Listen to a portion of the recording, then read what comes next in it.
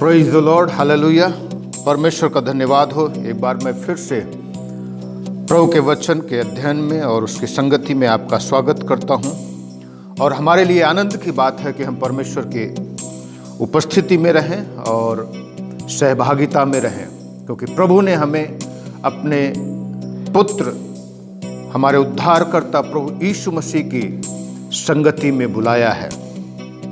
तो आज के प्रभु के वचन के अध्ययन में मैं आपको ले चलना चाहता हूं गलातियों की पत्री, उसका 4 अध्याय 24 से लेकर के 27 वचन तक मैं आपके लिए पढ़ देता हूं। इन बातों में दृष्टांत है, ये स्त्रियां मानो 2 वाचाएं हैं, एक तो सीने पहाड़ की जिससे दास ही उत्पन्न होते हैं और वो हाजिरा है, और हाजिरा मानो अरब का सीने पहाड़ है और आधुनिक यरूशलेम उसके तुल्य है, क्योंकि वह अपने बालकों समेत दासत्व में है, पर ऊपर की यरूशलेम स्वतंत्र है और वो हमारी माता है, क्योंकि लिखा है, हे बांझ तू जो नहीं जनती आनंद कर, तू जिसको पीड़ाएं नहीं उठती गला खोलकर जय जयकार कर, क्योंकि त्यागी हुई की संतान सुहागिन की संतान से भी अधिक है।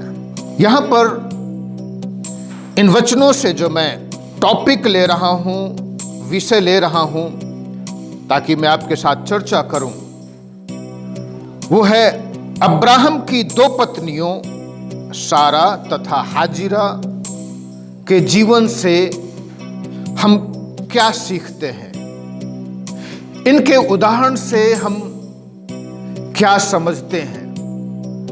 जबकि पौलुस यहां पर वाचा और व्यवस्था के विषय में सिखा रहा है। वाचा जो अब्राहम से परमेश्वर ने बांधी और व्यवस्था जो 430 साल बाद परमेश्वर ने मूसा को दी थी स्वर्गदूतों के द्वारा। तो यहां पर प्रभु का सेवक कहता है पौलुस, ये जो 2 स्त्रियां हैं अर्थात सारा और हाजिरा, जब हम पढ़ते हैं 22 वचन से, यह लिखा है कि अब्राहम के 2 पुत्र हुए, एक दासी से और एक स्वतंत्र स्त्री से। परंतु जो दासी से हुआ वो शारीरिक रीति से जन्मा, और जो स्वतंत्र स्त्री से हुआ वो प्रतिज्ञा के अनुसार जन्मा। तो सारा और हाजिरा, सारा किस बात को दर्शाती है और हाजिरा किस बात को दर्शाती है। यहां पर पौलुस इस बात को बताता है कि हाजिरा उस व्यवस्था को दर्शाती है, उस सीने पहाड़ को दर्शाती है जो अरब में पाया जाता है, और ये हाजिरा वर्तमान में, जिस समय पौलुस मौजूद था, वर्तमान में यरूशलेम को दर्शाता है, क्योंकि जो यरूशलेम के लोग थे वो व्यवस्था पर ज्यादा ध्यान दे रहे थे। परमेश्वर ने जो सारा से प्रतिज्ञा की थी, जो वाचा बांधी थी, वो लोग उस पर ध्यान नहीं दे रहे थे। ये जो यहूदी मत मानने वाले लोग थे, जो गलातिया प्रदेश में आकर के विश्वासियों को सिखा रहे थे व्यवस्था के विषय में कि हम लोगों को जब तक खतना ना कराएं, व्यवस्था का पालन ना करें, तब तक उद्धार नहीं हो सकता है। लेकिन शुरू से मेरे प्रियो ऐसा नहीं है। पहली चीज जो मैं आपके साथ इसमें से लेकर के आना चाहता हूं, सारा अब्राहम की पहली पत्नी थी, परंतु हाजिरा दूसरी पत्नी थी। यहां पर एक चीज को हम देख सकते हैं, परमेश्वर ने जब मनुष्य को सृष्टि की, परमेश्वर ने कोई लंबे चौड़े नियम नहीं बनाए थे, बस फेलोशिप अर्थात सहभागिता को महत्व दिया था। परमेश्वर ने आदम को कोई नियम नहीं दिया था, हव्वा को कोई नियम नहीं दिया था, परमेश्वर का अनुग्रह था। जब आदम और हव्वा ने पाप किया, परमेश्वर का अनुग्रह सबसे ज्यादा था। उसने उनके शरीर को ढकने के लिए अपने दो प्राणियों को, जिसकी परमेश्वर ने खुद सृष्टि की थी, उन प्राणियों का बलिदान किया। लेकिन जब पाप बढ़ गया तब परमेश्वर ने मनुष्य जाति को नियम और व्यवस्थाएं दी। दूसरी चीज, सारा स्वतंत्र थी परंतु हाजिरा दासी थी।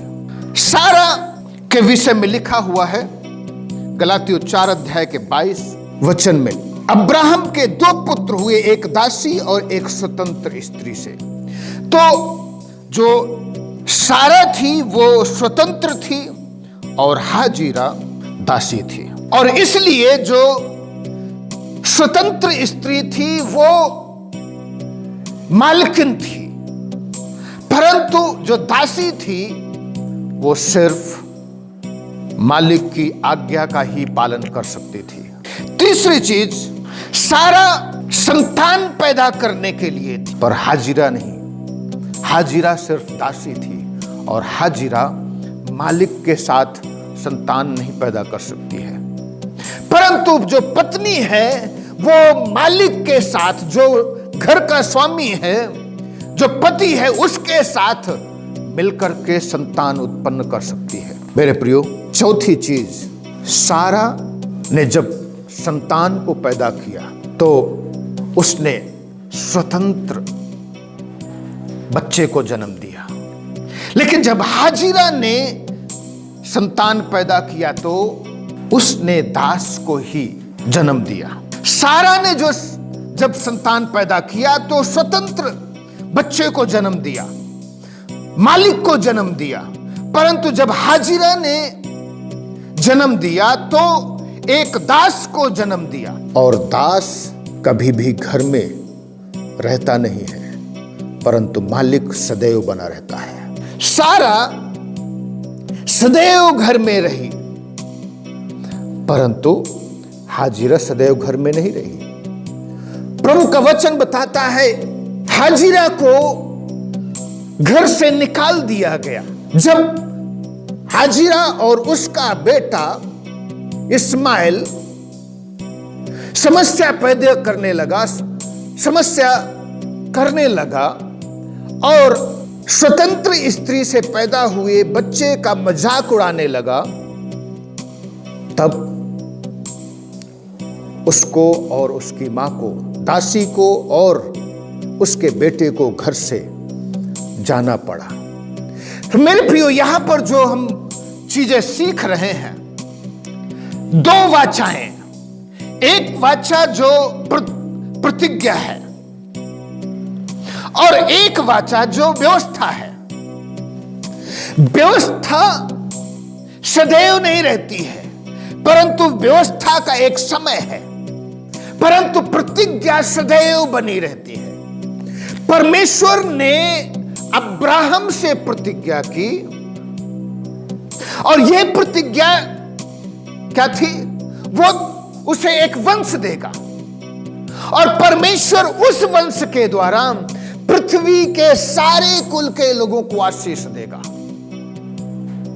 और ये जो वंश था ये आएगा, लेकिन जब पाप बढ़ गया बीच में परमेश्वर को व्यवस्था देनी पड़ी उन लोगों को। तब तक ये व्यवस्था तब तक बनी रहे जब तक वो जो प्रतिज्ञा है वो पूरी ना हो। और जब प्रतिज्ञा आएगी तो व्यवस्था काल खत्म होना निश्चित है, वो सदैव के लिए नहीं बनाई गई। व्यवस्था सदैव के लिए नहीं बनाई गई। तो ये जो दूसरी वाचा है, जो व्यवस्था है, ये सिर्फ प्रतिज्ञा तक है जो परमेश्वर ने अब्राहम से बांधी थी, और वो प्रतिज्ञा यीशु मसीह है। अब्राहम से 430 साल बाद परमेश्वर ने दूसरी वाचा बांधी और वो है दास जो हाजिरा है, क्योंकि उसका खत्म होना निश्चित है। ये व्यवस्था का खत्म होना निश्चित है। व्यवस्था को घर में सदैव नहीं बना करके रखा जा सकता है। उसको घर से निकालना जरूरी है, घर से निकलना ही है उसको, क्योंकि परमेश्वर ने जो प्रतिज्ञा बांधी है वो घर का मालिक है। हालेलुया। मेरे प्रियो, परमेश्वर ने अब्राहम से प्रतिज्ञा बांधी और वो प्रतिज्ञा यीशु मसीह के द्वारा परमेश्वर ने पूरी की। परमेश्वर ने अब्राहम के वंश को भेज दिया, अर्थात जो सिंगुलर वर्ड है अंग्रेजी में सीड, ये सीड यीशु मसीह है। और यही यीशु मसीह स्त्री का जो सीड के विषय में लिखा है। उत्पत्ति में जब परमेश्वर बातचीत करता है शैतान को और स्त्री को श्राप देता है, तो स्त्री का जो वंश है, अब्राहम का वंश, यीशु मसीह इस पृथ्वी में आ गया, आपके लिए मेरे लिए अपना लहू बहा दिया, ताकि यीशु मसीह के पर विश्वास करने के द्वारा और यीशु मसीह के अनुग्रह के द्वारा हमारा उद्धार हो, ना कि कर्मों से। हमारा उद्धार कर्मों से नहीं, परंतु यीशु मसीह के अनुग्रह और यीशु मसीह पर विश्वास करने के द्वारा, यीशु मसीह का लहू के द्वारा, यीशु मसीह के उस मार खाए जाने के द्वारा हमारा उद्धार होता है। यीशु मसीह का दुख उठाए जाने के द्वारा और उसके कोड़े खाए जाने से हम लोगों को चंगाई मिलती है।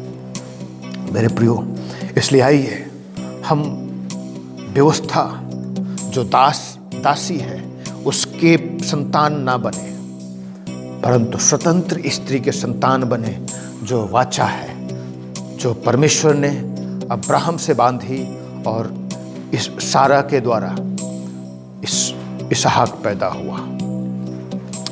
आइए अपनी आंखों को बंद करें, प्रार्थना करें। परमेश्वर पिता, मैं प्रार्थना करता हूं प्रभु, अनुग्रह कर ताकि हम दासी की संतानें ना बने, जो हाजिरा की संतानें हैं, जो सीने पहाड़ से हमें मिली है, जो व्यवस्था कहलाती है, परंतु प्रभु हम स्वतंत्र स्त्री की संतान बने, जो परमेश्वर ने अब्राहम से वाचा बांधी और सारा के द्वारा उत्पन्न हुआ, जो इसहाक था, जो सभी लोगों के जीवन में खुशहाली और शांति और मुस्कुराहट लेकर के आ सकता था। प्रभु हर एक को आशीष दे।